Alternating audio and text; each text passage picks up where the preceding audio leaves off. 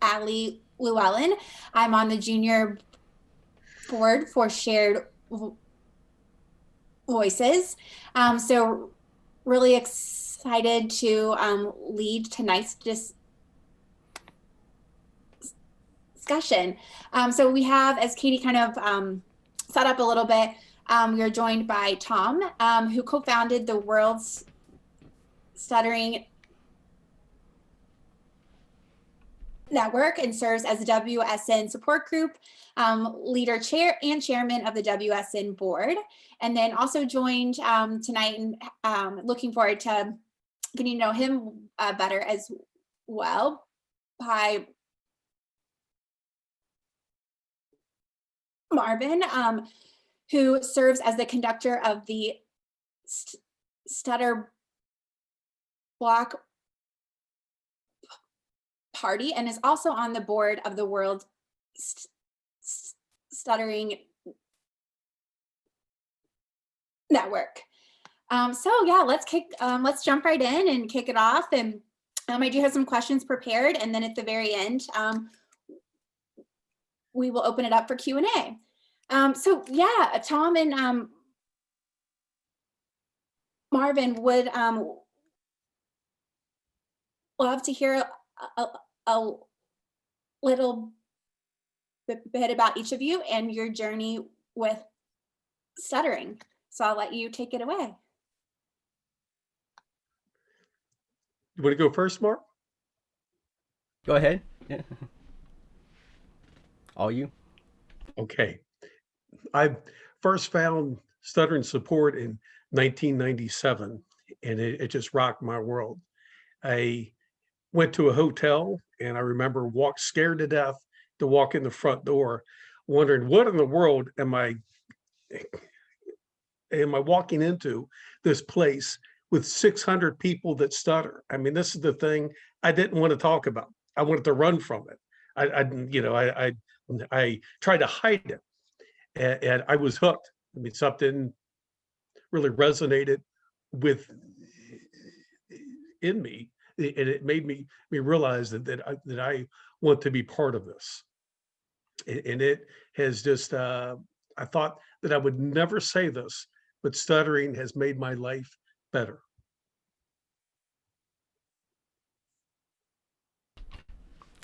And my name is Marvin Wiley, and I live around the Washington State area. And I'm also a person who stutters, and I'm also an introvert as well. And as far as my stuttering experience, I've stuttered ever since I could remember speaking, really. And it was much more challenging when I was in my earlier years, such as in grade school, because like when I was in elementary school, I went by my middle name, which was Adrell, but that name was really difficult for me to say. So then I ended up, I think it was around the fourth or fifth grade, I just ended up going by Marvin, and I've been going by Marvin ever since. But which gets kind of confusing around my family because my dad's also named Marvin because I'm a junior.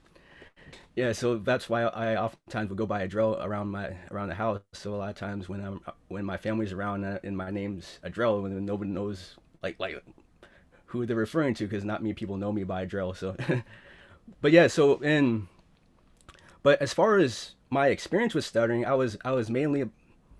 mainly just dealt with my stutter by myself because I never really knew very many people who stuttered. So, and it was a challenge, just like all the challenges that we go through, like reading out loud in class and having to introduce yourself and all that was oftentimes a challenge. And I have a vivid experience when I was in the fifth grade.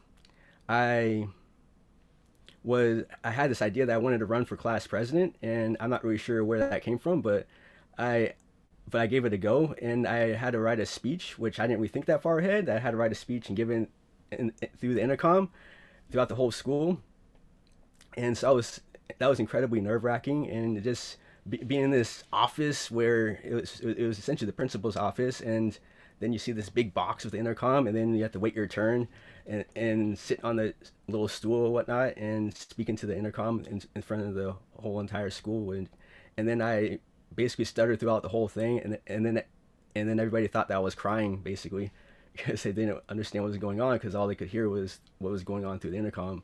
Yeah, so that was pretty embarrassing, but I don't think I ever, but I didn't run for any offices ever since then. But yeah, but then but eventually I got to the point where I was tired of just like avoiding situations, and I felt like if something was going to happen, I have to try to figure out how to work through it. I can't just escape it all the time. So then I ended up taking a public speaking class in college, and my professor also had a stutter, which I thought was pretty interesting. And also my accounting teacher had a stutter, and so I was able to see that somebody who has a stutter, they are able to do something where they literally have to speak all day long. So then I started thinking that perhaps I don't have to avoid it. Like there could be a way that I could deal with my stutter as well. And after finishing the public speaking class, I ended up joining Toastmasters. I've been in Toastmasters since 2013, and that's been a big help. And between the public speaking class and Toastmasters, I started to realize the power of support groups and how you can really thrive throughout support, and that you don't have to go through life alone. You don't have to go through your challenges alone. And I started seeing how powerful it was to have support. And then I got involved in other support groups, such as like throughout the NSA, and now we're starting the World Stuttering Network as well as Stutter Block Party, and that's really exciting that we are able to bring people together around the world and offer support.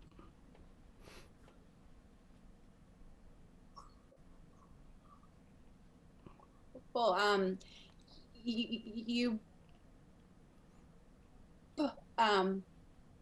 both mentioned the power and the impact that certain people have had, and specifically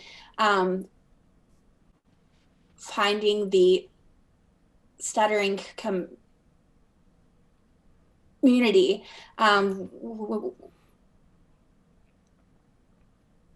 which is awesome, and also leads really well into the next question that I wanted to ask, which is, could you tell all of us a little bit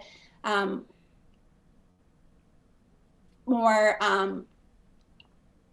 about World Stuttering Network and Stutter Block Party also? So I'll let Tom take it away. Sounds like, I think. Yeah. Sounds good. Cool. Glad you asked about the World Stuttering Network. Yes, with the background. I love it. Can't miss it. Perfect. Yeah. Well, I served a term on the National Stuttering Association's board of director, and I was the adult programs chair, and that means I had the oversight of all the adult chapters. It was a remarkable time. It was just a time that was just a treasure for me. I grew and I learned, and it was just incredible. Like I say, and it was a very exciting time to be involved in the adult chapters. We had just about a 40% increase in the number of adult chapters, and we doubled the people leading them.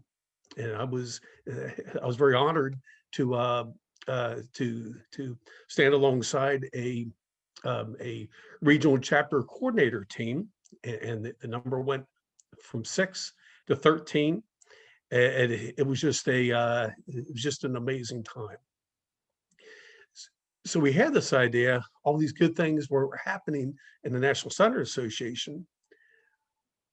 Why don't we bring in people from other parts of the world that were also support group leaders that were leading some of the other organizations. So we brought them in to the chapter leader Facebook page, but the NSA board didn't have interest in expanding internationally, which is fine. So the secretary, Annie Bradbury, sent an email to me, and she suggested that I form another organization that was made up of international support group leaders. In fact, I have that email framed on my wall. It's a source of inspiration for me. That's cool. And so so on August 4th, just over 3 months ago, we started the World Stuttering Network. People like Marvin, Tricia Hedinger, Ja Ben. So we came together with a mission, with this vision. What if we were to gather all the support group leaders in the entire world into one conversation, into one group? It doesn't matter if they're a STAMA support group leader, if they're a Shared Voices support group leader, if they're a Friends chapter leader. It doesn't matter. Everyone stays where they are. We just come together and we share information and we share what works. And the amazing thing about the World Stuttering Network is there's no money involved. There's no donations. There's no fundraising. It's pure stuttering support. So we almost have 300 members, and we've been approached by a few countries, and we've already started helping them to establish support groups. It's just it's probably the most amazing event in my life related to stuttering. So I am just so happy to be part of it.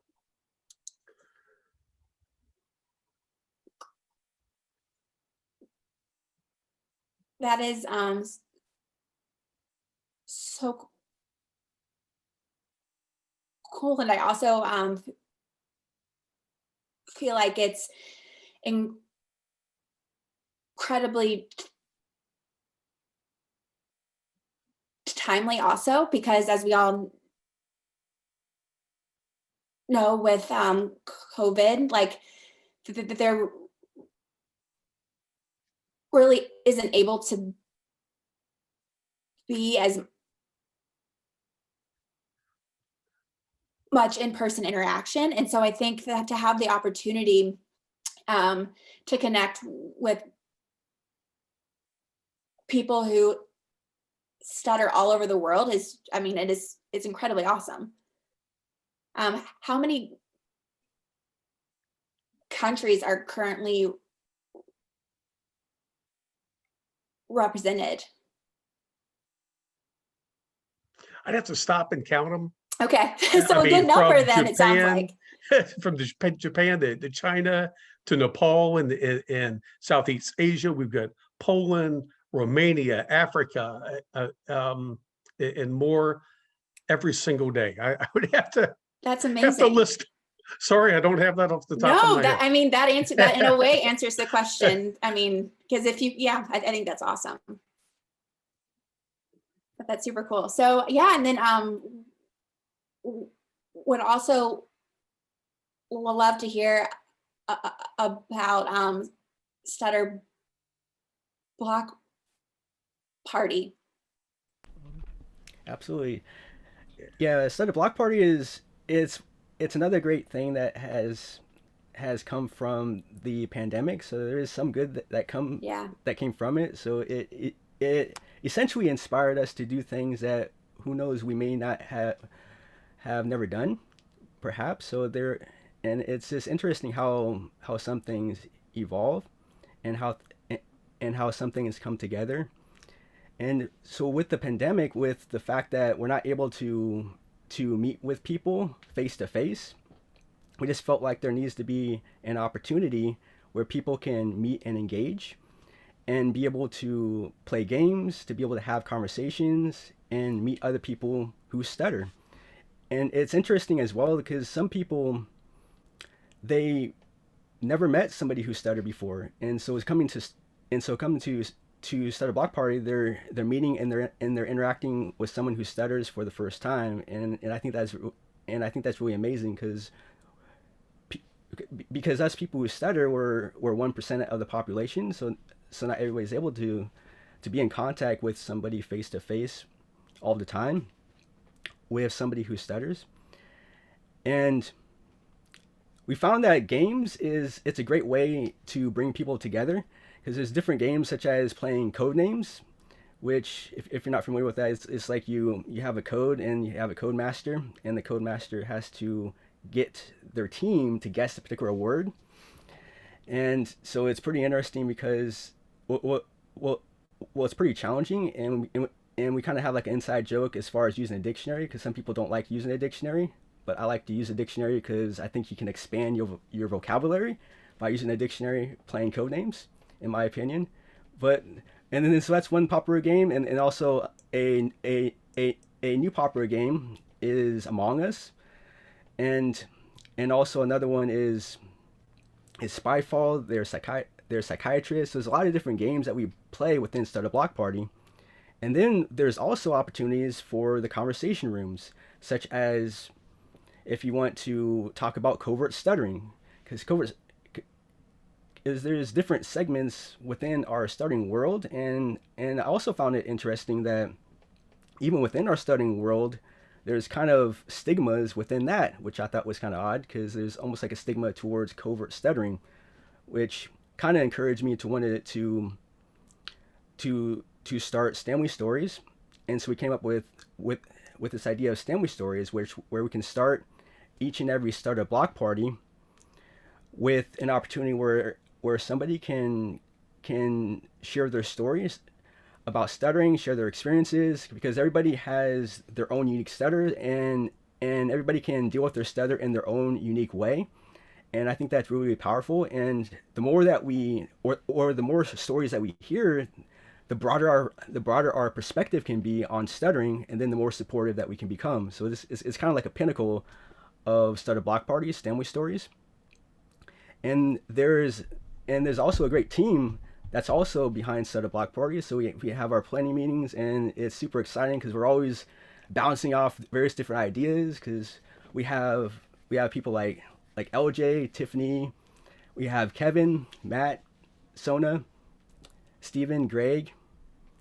So there's a whole team of people that is behind Stutter Block Party, and we have we have something new that's very exciting coming up that we're planning, and it might launch either in December or perhaps in January. And we're also looking to expand in different time zones, because right now we have our events at 5:30 p.m. Pacific time, and it goes all the way up to 10 p.m. Pacific time, but sometimes we actually just stay longer than that, because we just get stuck on, or we get so attached, and people don't really want to leave. So we sometimes are there for, instead of the 4.5 hours, we're oftentimes there for about 6 hours. So actually people can just come and go throughout that period of time as often as they want. And I think that's really powerful, because there is that opportunity to accommodate people coming and going at times that fit their schedule. Yeah, so that's a little bit about Stutter Block Party, and it's a huge passion, and I really love to do it. Yeah. How does someone get involved and or join a Stutter Block Party event who's interested? Reach out to you? Yeah, you can go to that link right there. Oh, right above, yeah. Yeah, It's so fun. It's a link tree, but it's link or link r. I can't see myself. It is linktr.ee/stutterblockparty. Cool. So if anyone's interested, they can check out that and then join. Is that right? So it's as easy as that? Absolutely. And the registration is via Eventbrite, and we have our next one coming up on November 20th at 5:30 p.m. Pacific time, and then the next following that would be December 18th. And typically it's the last Friday of the month, but we're kind of accommodating around the holidays, so we're instead it's the second to last Friday for November and December.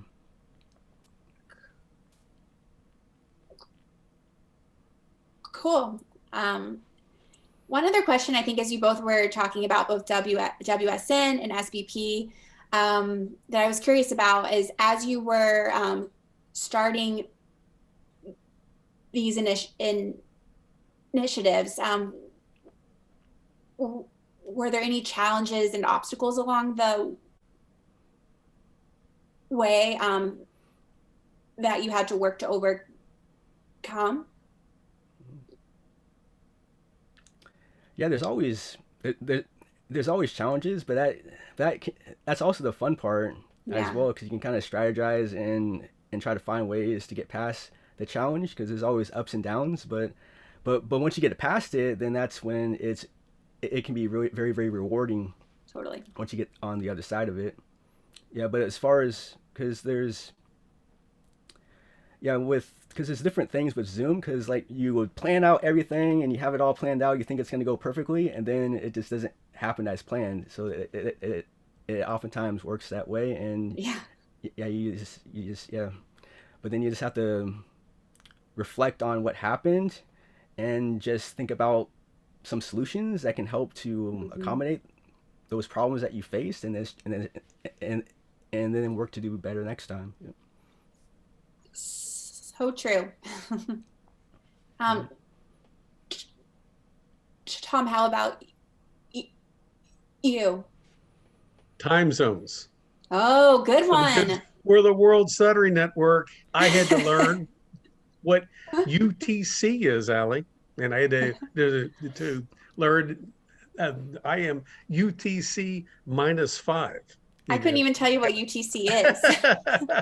So you have to learn all these different time zones and everything.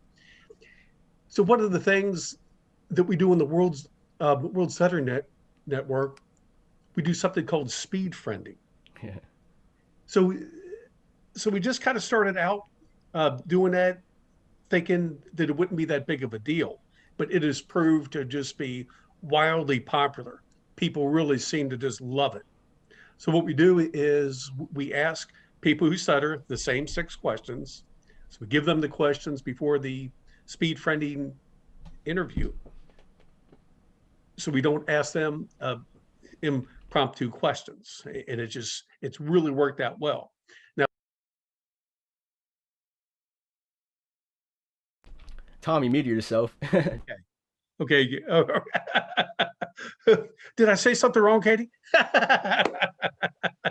Talking about things that you do wrong, you think it's going to go okay, and then someone's trying to fix something and accidentally. Sorry, that was my bad. An obstacle, overcame it. So the challenge was all these different time zones, but because I'm a morning person, so my days start at 4:30. I mean, it's really worked out, so that's been the biggest challenge. So yeah, time zone. I mean, that's a good challenge that, I wasn't expecting that answer, but yeah, I mean, that makes a ton of sense. It's so true. I was looking at my list of questions here.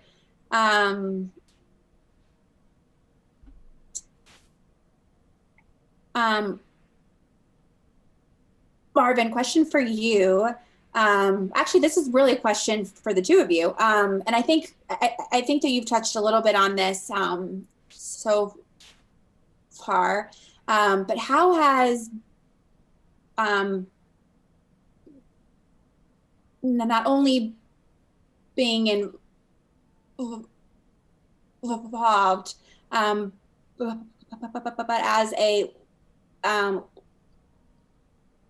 leader in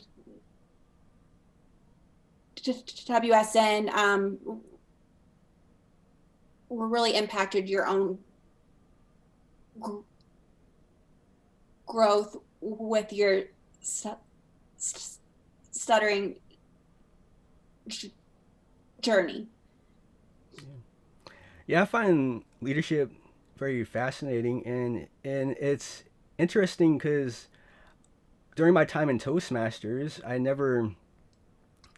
I kind of, because I was so new, I didn't really understand like how, like the importance and like the power of leadership within a Toastmasters meeting, and I didn't realize it until several years into it, just the power of it, and what can happen if it's not effective, and what can happen when it is effective.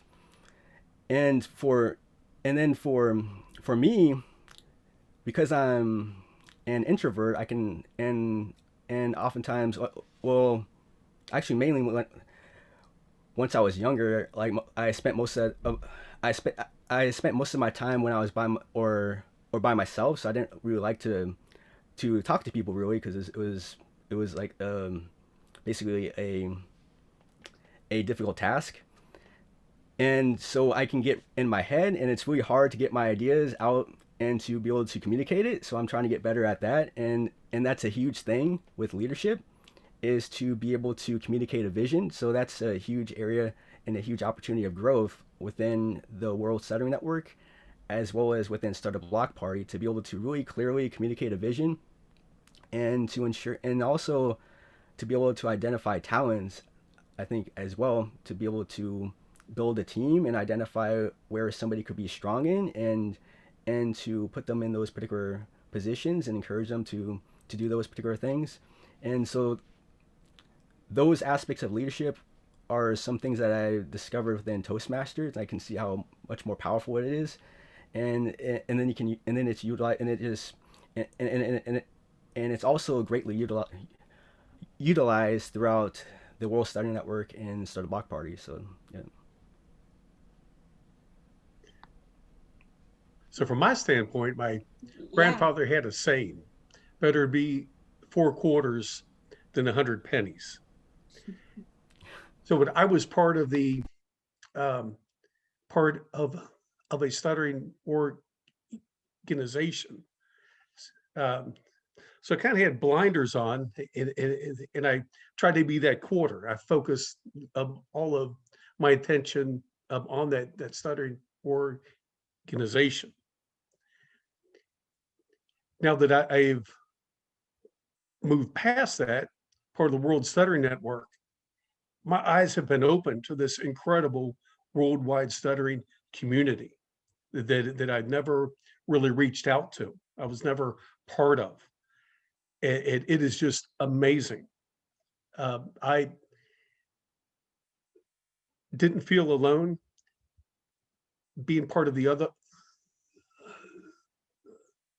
other organization, but now I really don't feel alone being part of the World Stuttering Network. So I truly have grown. I think that's so cool. Is there anything that's, I mean, yeah, because with World Stuttering Network, I mean, it is what it is in the name, like you're meeting people truly from all over. Is there anything that has surprised you? Just about maybe like the commonality in stuttering, no matter where you live or anything like that? Yes. So there's some countries in 2020, and in fact, I just did an interview this morning that in Poland, the whole goal is to make someone fluent.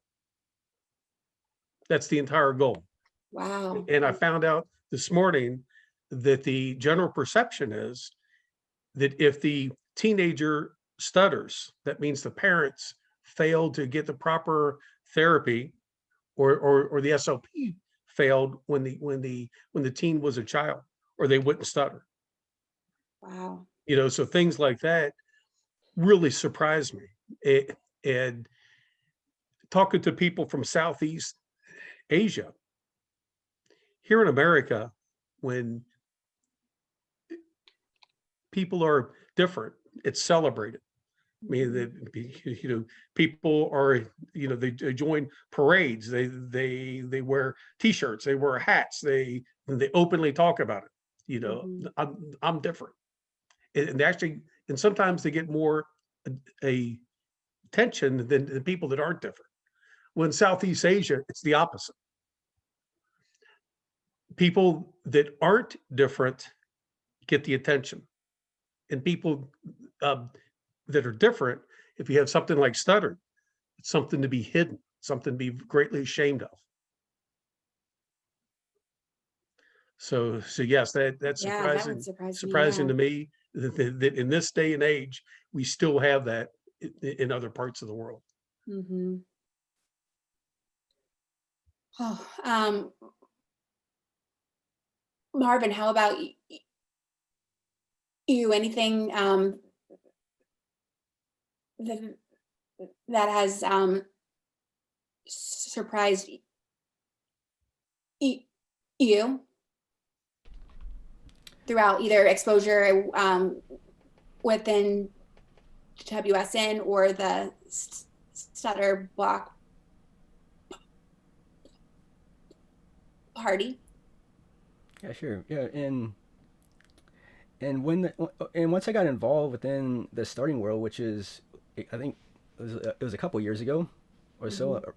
It was around 2018. It's when or somewhere around there, or around 2017, 27 or 2018 when I joined my first stuttering Facebook group. I never even thought about joining the Facebook group on stuttering, but it's pretty cool. There's a whole bunch of them really right now, and they just keep on popping up. And I ended up learning about covert stuttering, and I learned that from Tiffany. Tiffany was talking about covert stuttering one time, and I never even knew what that was. So I didn't know about covert stuttering until I got involved within the National Stuttering Association. And so essentially, as far as what I understand, covert stuttering is that when you essentially try to avoid stuttering, in that you really don't want to stutter, so you don't really accept it, and so it's just you try to use different techniques and try to get around it. You might switch words and whatnot to try to avoid stuttering, and that's the category that I fit to, and so I kind of attached to that, and then in a sense, and I didn't think much of it. And so there's one time I posted a video, and I mentioned the fact that I introduced my name, and I said, and I'm a covert person who stutters, and then somebody said that the pitchforks might be coming out at me because I said that. I was like, what? I was like, what do you mean? Like I just said, I'm a covert person who stutters. So I'm just thinking that like we all go through all our different challenges in different ways as far as with stuttering, and so I figured like the whole stuttering community, the whole stuttering world, would be like together, all in that way.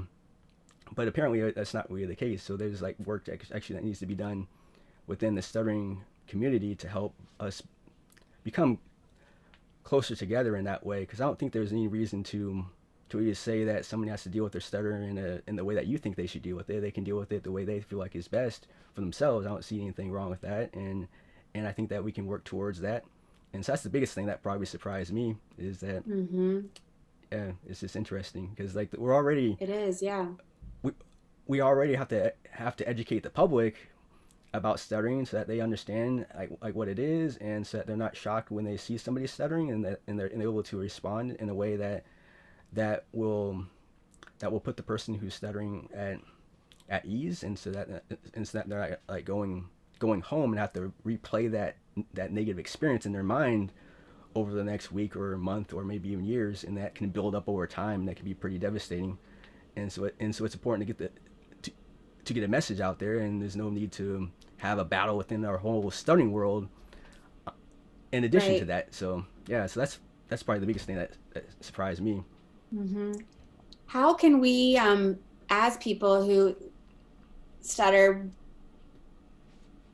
better advocate for ourselves and also for the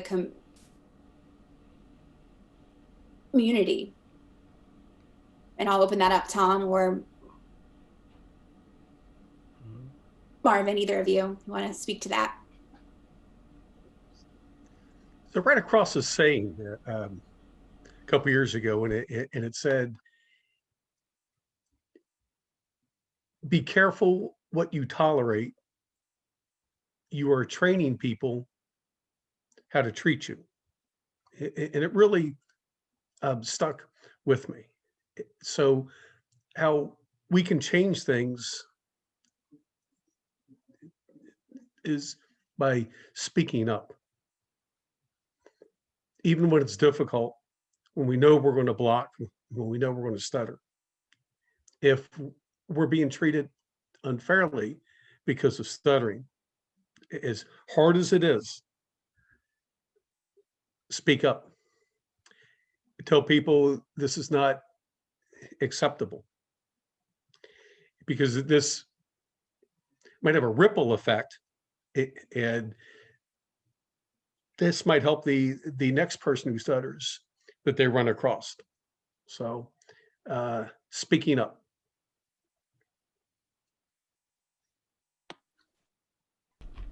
I like that, Tom, speaking up. I like that that's really too. important. Yeah, I think that's awesome. Marvin, anything to add? I think that's really important to. So you're saying like to advocate as far as, such as like disclosing your stutter, or? Yeah, I think it could be a combination. Yeah, so advocating for yourself, yes, as I guess being more open as openly a person who stutters, and then the other part of that too is how to build awareness for stuttering. Okay. Yeah. Yeah. So it really comes down to facing the fear, kind of like, and just like what Tom was talking about, and because there's different avenues, especially in today's world with the internet, you can advocate in many different ways. Yeah. And I know video is very popular. You can share videos, and the more authentic the videos are, the better. And so that's a great way to advocate, and but the thing is too, it's effective when it's done consistently, because you can do it once and then it can kind of just fizzle out. But the more consistent that you are, the more effective that you can be, because you never know, like if you consistently post content or post videos, you never know which one is actually going to get is perhaps going to go viral in that way, and that would be the ultimate way to spread awareness, if you can manage to get a viral video or a viral piece of content. Yeah, so consistency is probably the biggest thing, and to not be afraid to fail in this. And I think it's about thinking about what it is that you really want to do. Yeah. Because sometimes we can focus on our faults and focus on how the things that we don't like about ourselves, and then it's easy to get into a shell and get into a box. But once you have a bigger vision, you have a bigger goal or something that you want to do to like add value to somebody else, then that can put your whole sense of being at another level, and it can empower you to do things that you might not have thought you would do, because you're not focusing on, because it all comes down to what you're focusing on. And once you're focusing on something that's bigger than yourself, then it can be easier to do things that really scare you. That's incredibly true. That's such great advice. And I guess I think this actually kind of jumps off of that. Also, is what advice do you have for someone who is either thinking of becoming involved in the stuttering community, or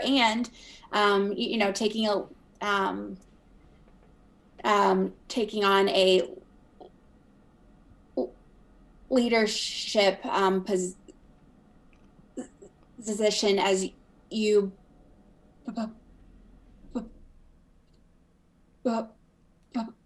both have? Yeah, I feel like I think as far as being a leader, Yeah. the most important thing to work on is the ability to listen. Mm. Because a lot of people say, well, so my stutter makes me a better listener. But from the conversations I've had and from my own experience, I'm a horrible listener. I mean, I'm thinking about what I'm going to say next. I'm not stuttering doesn't make me a better listener. It makes me a worse listener. So what we found in the stuttering support community, Tricia Hedinger put it very well. Tricia said, leaders talk less. So our goal is to get people who stutter talking, to get them to express themselves. Mm-hmm. And from a certain standpoint, it doesn't matter what they talk about. They mean to have someone really listen to them and not judge them when they stutter. That's where the power comes in. So when someone reaches out for leadership, that's the mini conversation that I always have with them about listening. That's the most important thing. That's the most important skill to work on in stuttering support group management. Mm-hmm.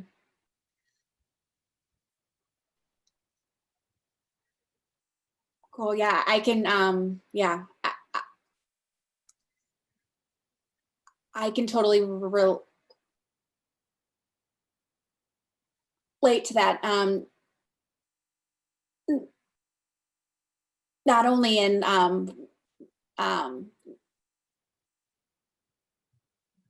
not only within my involvement in stuttering organizations,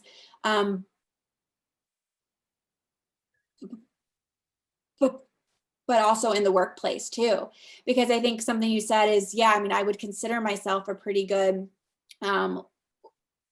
listener, part and due part because of my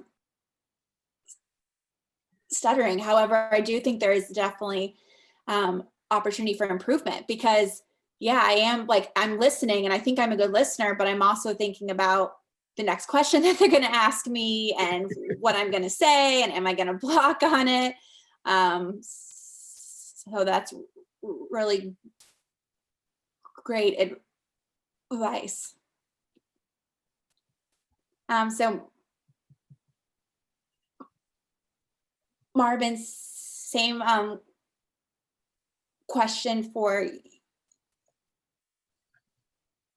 you.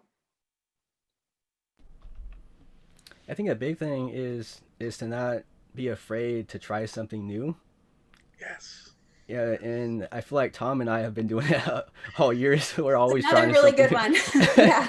Yeah, which is a lot of fun because once you're trying something new, you don't really know exactly what's going to happen with it. Yeah. So it's just it's like an adventure in that way. Yeah. So and then once you look back after trying it out, like for example with Stutter Block Party, as well as the World Stuttering Network, it all spawned from an idea to try something new. Yeah. And in that way, and then you just look back and you see how things evolve, and like within the World Stuttering Network, there's, I don't know, like 40 or 50 speed friending videos or something like that. There's a whole bunch of them with people all around the world just sharing their experience and sharing the world with, as far as the type of stuttering support that's available in their country. So it's pretty interesting to hear all the perspectives around the world in that way, and that all started from an idea to take the first step and to get involved. And then with Stutter Block Party, there's this, it all started with like with basically what can we do with Zoom breakout rooms, and then it just evolves, and it started with just having game rooms, and we didn't really know what games we would play within Stutter Block Party, and we also had karaoke, and we would bring in some special guests. Cool. and things just and then you just look back and you just see how things evolve and how they expand, and that gets really exciting. And then you think about where it can go and how it can get better. And as far as the core of it, I think the core of it is to think about your why and why you want to get involved. Mm-hmm. Because it is, once you're trying something new, it's not always going to go smoothly. It's not always going to go as planned, like we talked about before. But it's your why that's going to get you over those humps when things don't go well, or if there's like, or if some sort of conflict comes up. You know, your why is going to help you to push through that. And so really being attached to your why is extremely important. And as well as listening is a big thing as well, because if you're not a good listener, you're probably going to eventually run into some conflicts.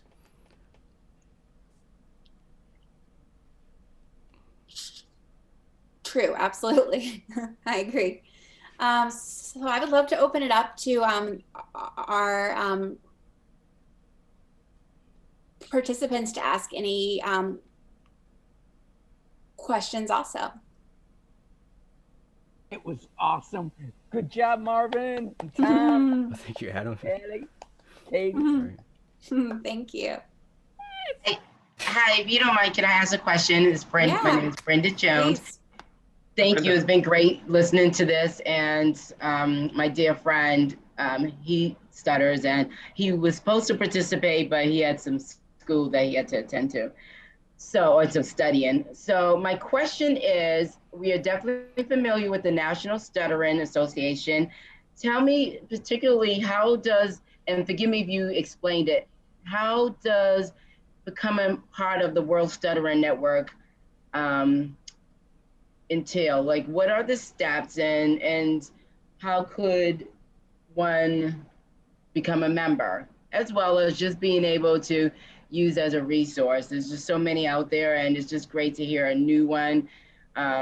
We constantly always searching, and he is as well, and this sounds like a really good experience that I know we both would appreciate. Brenda, thank you for your question. So the World Stuttering Network is for stuttering support group leaders from around the world. If you have an interest in becoming a stuttering support group leader, please join us.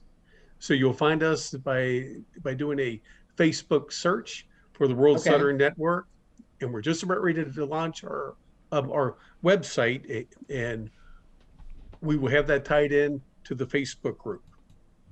So that's how to find us. All right, thank you.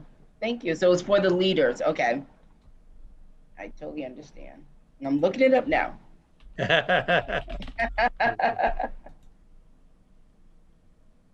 Hi, guys. I have a question. What is your hope for the future of stuttering? And I'm going to say stuttering here and not stuttering community. That no child who stutters ever gets laughed at. That the word stuttering is not used negatively. That their perceptions of stuttering are not that a person is less intelligent or all the other things that sometimes stuttering is associated with. That stuttering becomes just a normal thing. It's not a surprise. Oh, that person stutters. No big deal. That person's 5'4". I mean, it's no big deal. It's just a characteristic. That's what my hope is, Courtney. Thanks for the question. And how you doing, Courtney? Good. Good.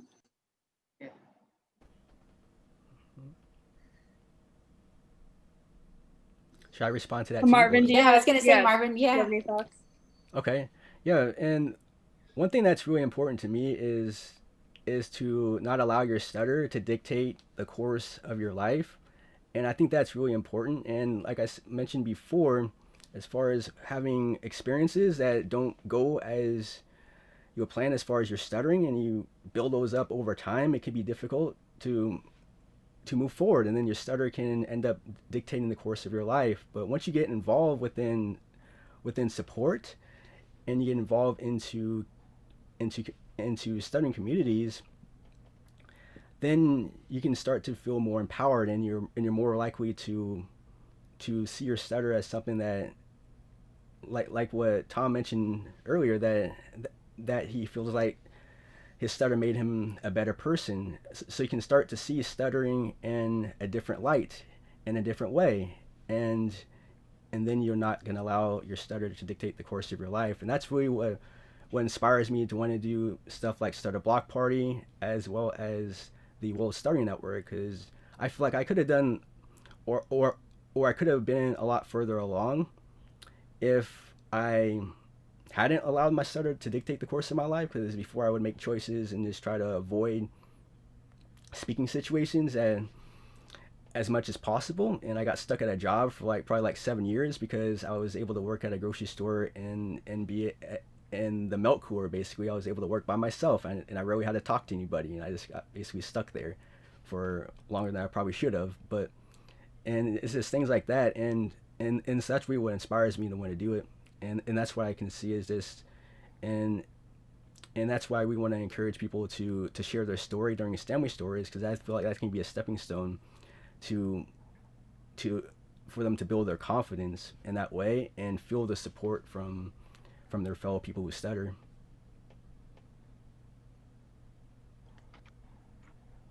Well, Thank you. Mm-hmm. Can I ask one more question? yeah, absolutely. Please keep them coming. Okay, sure. Thank you. I know I appreciate this. This is so, again, educational and helpful. What are your thoughts about, since we now have President Biden in the White House, and he has already acknowledged that he stuttered, and he's certainly a support as well as an example of someone that has strived to the toppest level. And I want to know if any way you're going to utilize that as a platform to help more and more people get through and be able to recognize they can accomplish whatever and anything, no matter that they stutter.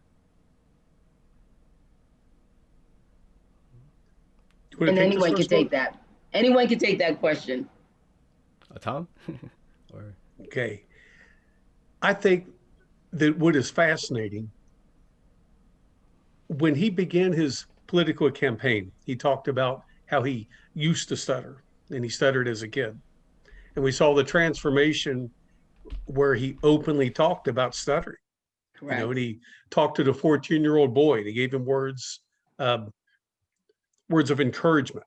But I think it is an amazing time for the stuttering community. There's a height of stuttering awareness worldwide that I don't think we've ever experienced before, and it gives us a platform that we're able to expand. So I know that Katie's done a bunch of things, and it just, now's the time to really talk about stuttering. So I think it is an amazing time for us, and I think that he has opened a tremendous opportunity for us. Excellent. Agreed. 100% agreed. Thank you. and I know one time I was watching a live stream, and somebody saw, or I believe it was, is it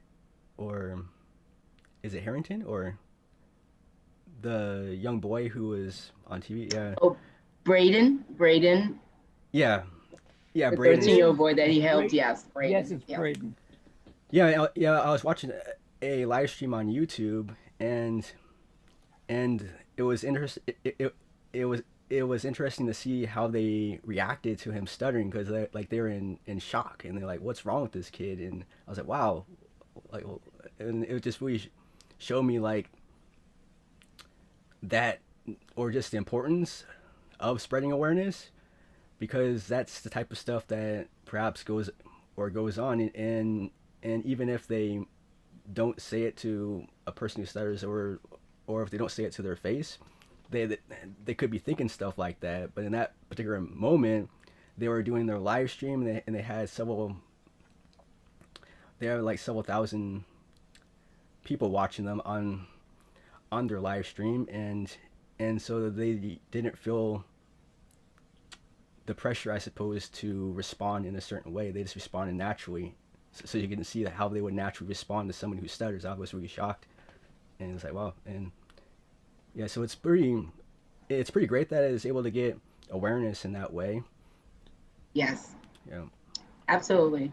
Absolutely. I think it's just a stellar time to be able to really, really push the education, the awareness. And I myself, I am involved with someone that stutters, and it's just something that I'm more and more going to educate myself, and more I realize that it was just ignorance, not knowing it, but it certainly, I'm just a person that does not bother me because I know it doesn't define a person. So I just want to learn as much as I can.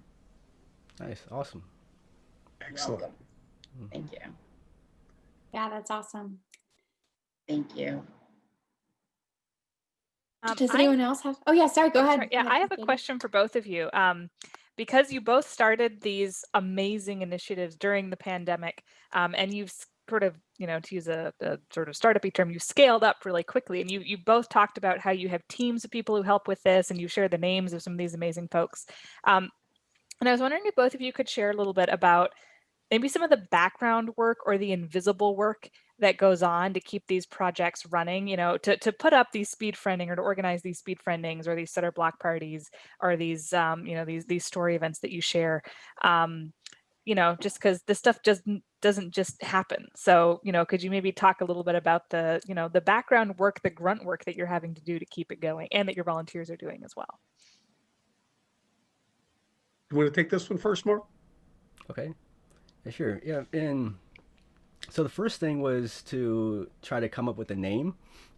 So we had different name ideas that bounced around, and in a Facebook group, someone threw out the name Block Party, and then I believe it was Corey who put Stutter in front of it, because we kind of felt like we needed to distinguish it because there's a lot of block parties out there, and so that's and we ended up just putting Stutter in front of it, so Stutter Block Party, and it took me a second to get it, but then I realized, oh, it's like the stuttering block.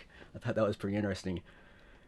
And then we ended up making a video, so we just essentially put out a call for people to participate in the video, and we just wrote a simple script, and we all said the script on the video, and then I just took those particular video clips and I cut it into a promotional video, and that's what we use to advertise Stutter Block Party, and it's on the Facebook page. And we utilized Eventbrite to launch it, and so I create the Eventbrite pages, and I try to I can be a little bit too detailed sometimes. I can write a lot of stuff because I spend sometimes hours just writing these particular posts, because I try to think about how I can make it the most clear, and sometimes I write too much, and then I realized eventually that not everybody reads everything, so I try to shorten it down more and more and more, and be more to the point with what I'm saying, so that way they get the core message, they get the important pieces, and so that's a large piece of it, because with registering, then you know how many people are going to show up, so you can get a better idea of visualizing how it's going to unfold, so it's just easier to prepare. And also, if the uneventful thing happened where somebody was perhaps a problem in the past, then you can see that they registered. Oh, that person registered, so I know to be alert or alerted that person's going to be there, so we can act accordingly in that way. So it's kind of like a screening type of thing in a sense, almost like, and also a way to protect people, because Stutter Block Party is a safe space. You want to keep it as safe as possible in that way. So and there's only 10 of us that are running it, and we're all volunteers, so we want to keep it as simple as possible as well, because I think simplicity is very important. And then we have meetings once a month to kind of go over how the previous Stutter Block Party went, and run down the various different things that we can do better for the next time. And we have there's a separate Facebook group for the Stutter Block Party team where we just kind of compile all the information for it, and it's just organized by different categories. So, and the idea is to kind of create a blueprint for how Stutter Block Party is ran, because we would like to be able to accommodate other time zones at some point, because Viv is a new person on the team. She's in the UK, and so we're looking to and she wanted to start something similar to Stutter Block Party, so she ended up joining the Stutter Block Party team. So at some point we're going to be launching a time zone that will accommodate the UK, and then perhaps be able to down the road accommodate more time zones, and also be able to do a Stutter Block Party Junior will be great as well. So that's another idea that we're looking to do down the road. I think that would be awesome to do. And so those are some of the behind the scenes and I probably spend more time on it than I probably should, because I get addicted to it, and I have to kind of pull myself away from it sometimes because I have to do other stuff too. But it's a pretty big passion to do it. Yeah. So from the standpoint of the World Stuttering Network, Marvin and I have a saying that we've had for several months, that you can't make mistakes on things that have never been done. So we have that view. We also follow the principle that volunteer time is sacrificed personal time. Mm-hmm. So whatever we do, we want to make it streamlined. We want to make it quick and easy so that people can get back to their normal lives. We have a board of directors. Marvin has the easiest job on the whole board of directors. He's our treasurer. So his report is zero money, zero money coming in, zero goal for our next fundraiser. He's got the easiest job. Our vice chair is Tricia Hedinger. She's a wonderful person. She's a professor at the University of Tennessee. So from China, we have Jia Bin. She's our secretary. From Japan, we have Keisugo Sato. He's also on our board of directors. Short term, we're looking to expand our board of directors, recruiting people from different parts of the world, different time zones. We've also formed our WSN youth committee. So within the last couple weeks.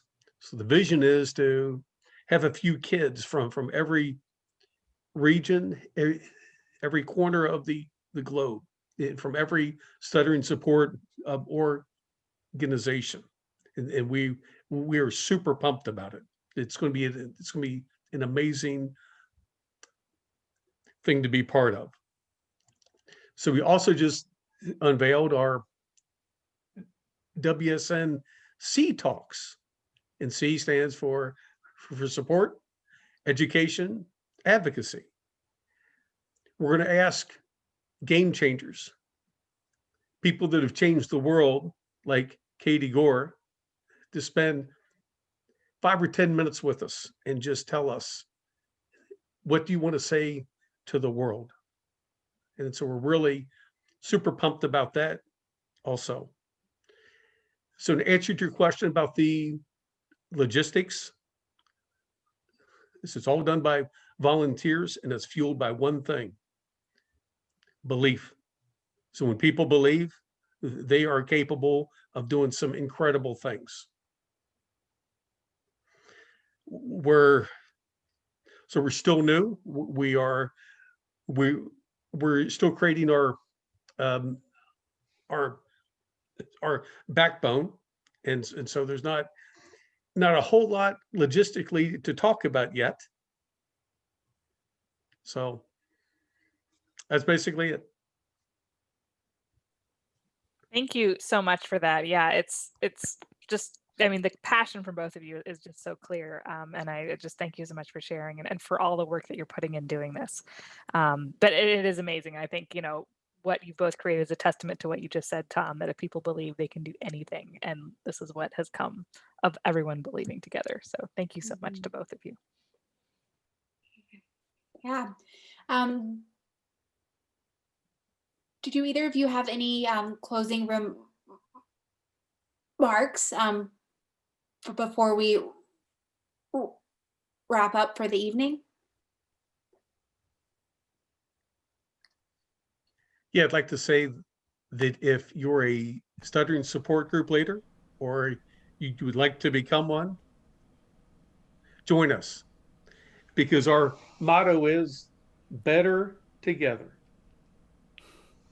That's awesome. Yep, and I would like to say that if you would like to have fun and play some games with people who stutter, you're more welcome to. I have. Okay, perfect, and you're welcome to come and join us at Stutter Block Party, which the next upcoming one is on November 20th, 5:30 p.m. Pacific time. I'm coming. And then the link is in the chat here. It looks like I think Katie posted it in the chat. Thank you. Mm-hmm. And yes, you can click that link, and then you'll be able to follow us on Facebook, and we're also on Instagram and YouTube and Twitter. And you can also register directly through that link as well. So there's a series of various different links. And so so if you want to interact with people who stutter, you're more likely, or you're more than welcome to join us at Stutter Block Party.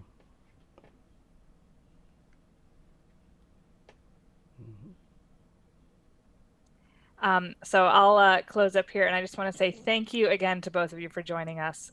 This has just been so cool to hear both of these stories of these two new things that have started during the pandemic and the creativity behind the nature of them.